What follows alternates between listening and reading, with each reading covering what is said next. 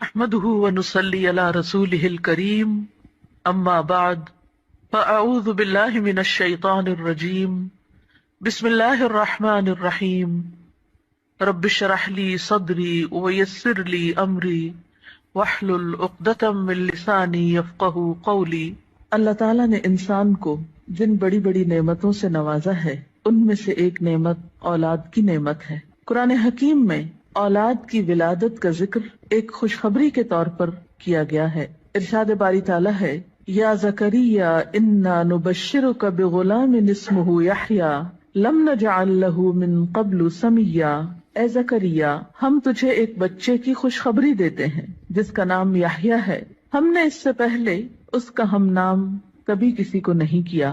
تو گویا اولاد کا دنیا میں آنا انسان کے لیے ایک خوشخبری کی حیثیت رکھتا ہے۔ ایک اور جگہ پر اولاد کو دنیاوی زندگی کی رونق اور زینت کہا گیا ہے۔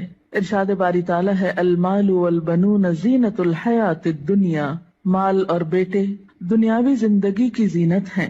اسی طرح انسان کے لیے اولاد ایک مددگار اور ایک بہترین غمخوار کی حیثیت بھی رکھتی ہے۔ اولاد سے انسان کی بہت سی توقعات بھی وابستہ ہوتی ہیں، لیکن اولاد والدین پر سب سے بڑا حق جو رکھتی ہے وہ تربیت کا حق ہے۔ اس لیے والدین کو اس معاملے میں اپنی ذمہ داری کا ثبوت دینا چاہیے، اور قیامت کے دن اس کے بارے میں ان سے سوال بھی ہوگا۔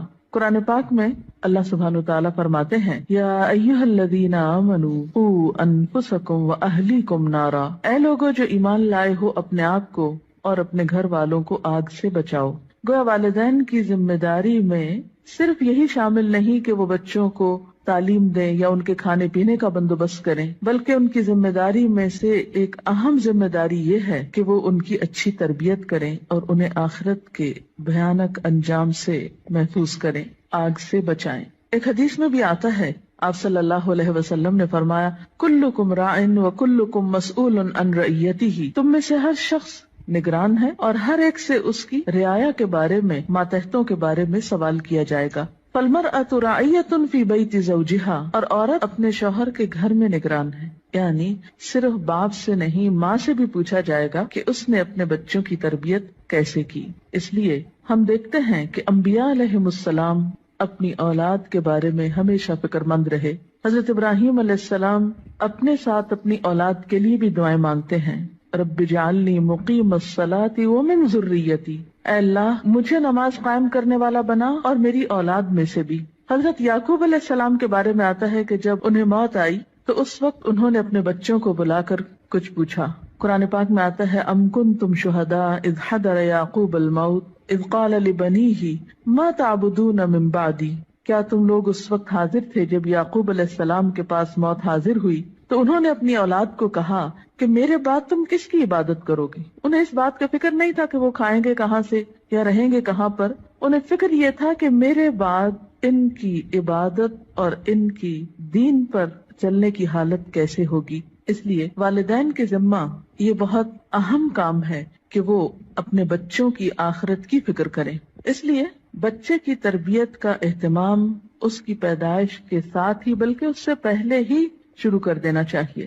بچہ جب ماں کے پیٹ میں ہوتا ہے تو اس وقت وہ ماں کے خیالات اور ماں کی عادات سے متاثر ہو رہا ہوتا ہے۔ اس موقع پر والدین کو خاص طور پر نیک اولاد کے لیے دعا کرنی چاہیے، جیسا کہ قرآن پاک میں آتا ہے، رب ہب لی من لدنک ذریۃ طیبہ۔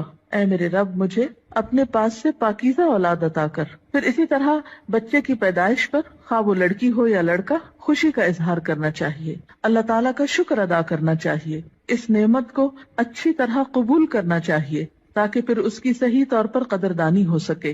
احادیث مبارکہ سے ہمیں کچھ اور باتیں بھی پتہ چلتی ہیں کہ جب بچہ پیدا ہو تو اس کے کان میں آذان دی جائے، گویا پیدائش کے بعد سب سے پہلے اس کو اللہ کا نام سنایا جائے، اس کے سامنے اللہ کی عظمت کا اظہار کیا جائے۔ اسی طرح نبی صلی اللہ علیہ وسلم کی سنت سے ہمیں بچوں کی تہنیک کرنے کا بھی پتہ چلتا ہے۔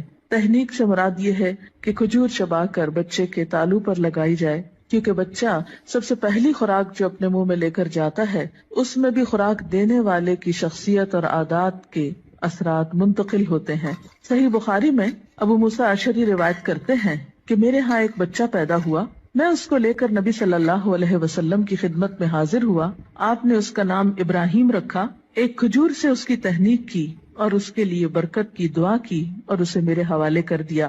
پھر اسی طرح بچے کا نام اچھا رکھنا چاہیے. نام ایسا ہو کہ جس کا مطلب بھی اچھا ہو، تاکہ بچہ جب پکارا جانے پر اپنا نام سنے تو وہ اچھے لفظ کو بار بار سنے. ایسا نام نہیں رکھنا چاہیے کہ جس کا پروننسیشن، تلفظ یا معنی اچھا نہ ہو. اسی طرح نومولود یعنی نئے نوزائیدہ بچے کے بارے میں یہ حکم بھی دیا گیا ہے کہ ان کے ولادت کے 7ویں دن ان کے بال منڈائے جائیں. بعض حکماء نے اس کی یا اطباء نے اس کی حکمت یہ بیان کی ہے کہ سر مڑنے سے سر کے مسامات کھلتے ہیں، نگاہ، سماعت اور سونگھنے کی قوت کو فائدہ پہنچتا ہے. اسی طرح سنت میں ہمیں بچوں کا عقیقہ کرنے کے بارے میں بھی تعلیمات ملتی ہیں. عقیقہ کرنے میں ایک حکمت یہ ہے کہ انسان اپنے رشتہ داروں کو، غریبوں کو، ہمسایوں کو اس خوشی میں شریک کرتا ہے. اس موقع پر ان کے لیے گوشت بھجواتا ہے، یعنی عقیقے کے جو بکرے ہیں ان میں سے. پھر اسی طرح بچپن ہی سے بچوں کے ساتھ محبت اور شفقت کے ساتھ پیش آنے کا حکم ہے. بچہ صرف غذا کا ہی محتاج نہیں ہوتا، محبت و شفقت اور کیئر کا محتاج بھی ہوتا ہے. نبی صلی اللہ علیہ وسلم کا ارشاد ہے، جو ہمارے بچوں پہ شفقت نہ کرے اور ہمارے بڑوں کی عزت نہ کرے وہ ہم میں سے نہیں. پھر آپ دیکھیے کہ تربیت میں صرف محبت و شفقت ہی کافی نہیں ہوتی، بلکہ اس کے ساتھ ساتھ بچوں کو ڈسپلن سکھانا بھی بے حد ضروری ہوتا ہے. پھر یہ ہے کہ بچوں کی تربیت کے مختلف پہلو ہیں. ان کی تربیت میں ان کی ایمانی تربیت، اخلاقی تربیت، جسمانی تربیت، عقلی تربیت، نفسیاتی